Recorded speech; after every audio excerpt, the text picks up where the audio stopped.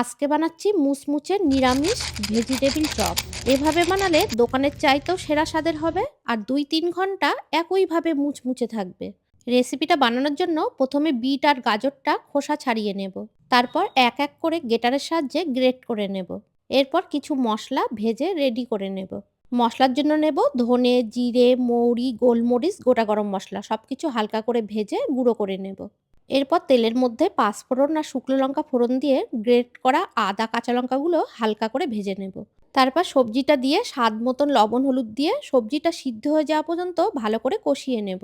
এরপর দেব গ্রেট করা সিদ্ধ আলু, ভাজা বাদাম, স্বাদ মতন চিনি, সেই ভেজে রাখা ভাজা মশলা আর ১ চামচ বিস্কুটের গুঁড়ো সবকিছু একটু মিশিয়ে নামিয়ে ঠান্ডা করে নেব।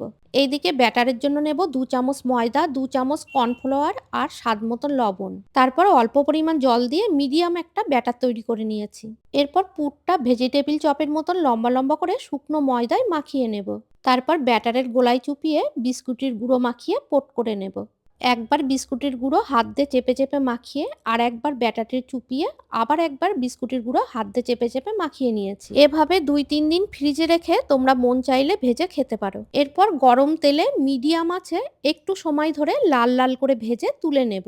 তারপর টমেটো সস আর স্যালাডের সাথে পরিবেশন করুন।